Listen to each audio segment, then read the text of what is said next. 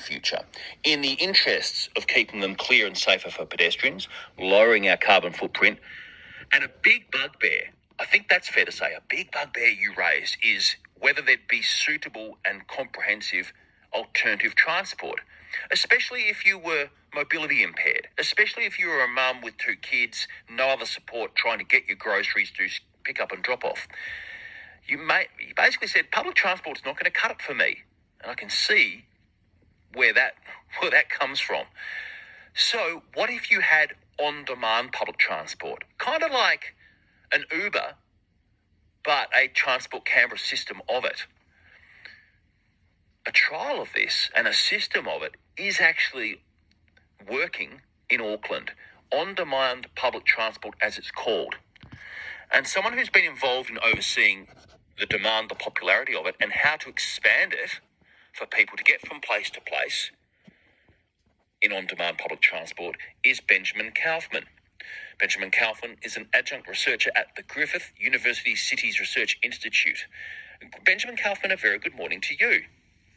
Thank you for having me. Now, I've been in Auckland recently, and it's the local public transport provider, the equivalent of Transport Canberra, that provides this service. Very briefly, what is this on-demand public transport that Auckland has? So on-demand public transport, like you said, is kind of like an Uber mixed with a bus. So it's a public transport system that picks up people from where they want to be picked up from and drops them off where they want to go. So there's no fixed route, there's no fixed timetables. And it uses routing engines to tell the drivers where to go and when to pick people up and match rides.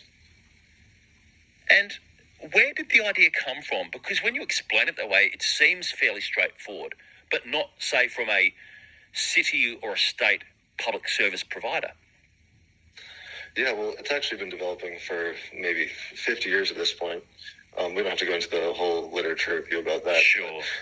Kind of since Uber appeared, public transit agencies have noticed that people really want to use that service because it gives them a great benefit. And they've started to adopt it into their own way of providing services. Having read a bit about the reviews of it, people like single parents, people with mobility issues seem to really like it because it gets them door to door and gets around a lot of those other public transport, I guess, speed bumps or roadblocks to people using it. Yeah, there's actually a large percentage of our population that doesn't have great access to transport. Within the industry, they look at having a 400-meter walk buffer around bus stops, which isn't actually great access. So if we want to provide transit to really anyone in our population, we need to provide better transport for them to use. How popular has it been in Auckland, and has it been extended on the initial months and years it's been running? Yeah, so initially it was launched as a 12-month trial just because it was a risk. We want to try something new, try it out, see how it goes. And what happened is they actually replaced a fixed route diesel service that they had, Route 371, that was running through kind of a low-density suburban area. They replaced that route with an on-demand service, and since then ridership in that area has more than doubled. So that would indicate a lot of people want to use it. Are the cars and the vehicles keeping up with that demand? Yeah, we're seeing increasing demand pretty much every week. Even throughout COVID, it was growing and growing and growing. We were replacing a diesel route, so the carbon emissions were really high with that. And now we run just electric vehicles, smaller ones as well.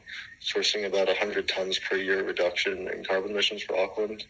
And the vehicles are really being tested, but we're using the routing engines to try and optimize how we can provide service for the people on the vehicles and the people who also want to ride. Yeah, I'll ask a bit about that in a moment. 17 past 7, Adam Shirley with you. Benjamin Kaufman, adjunct researcher at the Griffith University Cities Research Institute.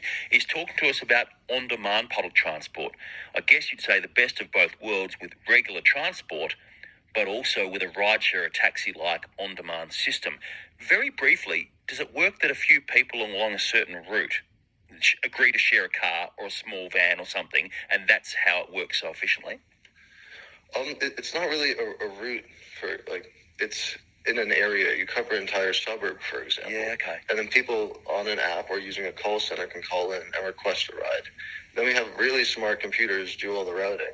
And they say, okay, we can pick up this person at this time and then drive around the corner, pick someone else up, and then take them both to the train station, getting them onto the train at the time that they want to get there.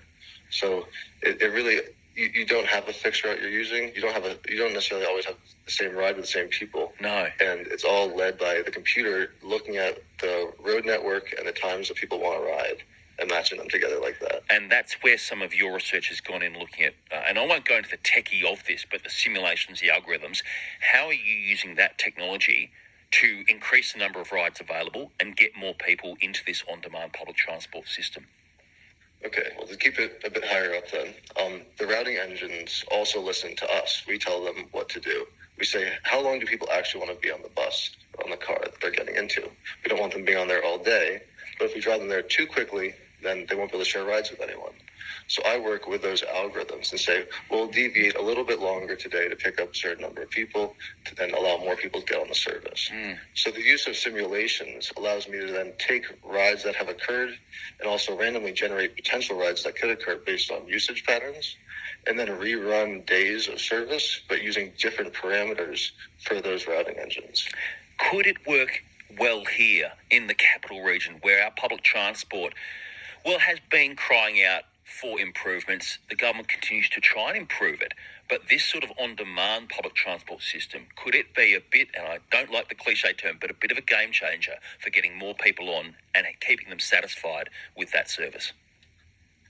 I definitely think so. It's a new tool that public transit agencies need to look at and understand how they can use it. It definitely does not work everywhere, but I work kind of globally and I evaluate transit systems all over the world. And the first thing I look at is, where are people not covered by good transit? In a population, who are those people who are left out? How can we serve them? The next question is then, let's look at the fixed route networks we have and see which routes aren't performing well, which ones were placed in there just because we had to provide something, but we didn't have a great tool to provide that. And then we look into seeing how on-demand could then operate in those areas. It's interesting to see if Canberra and the HT government can learn from this Auckland experience, which has proved popular and demand is increasing to get onto public transport. You don't hear that put in one sentence that often. So Benjamin Kaufman, really appreciate you explaining your work and how it's enabled people to use public transport more. Yeah, thank you so much for having me. Benjamin Kaufman at Griffith University. So if you're listening, on-demand public transport, as it started to work well in Auckland, is that something you'd like to see here in Canberra? Cheaper, obviously, than catching a rideshare or a taxi, but point to point, enabling you to get from place to place more precisely than having to wait for the next bus, try and travel 800 metres to a bus stop, which you might not be able to use anyway. A few text messages on that, which I'll get to very soon on ABC Radio Canberra.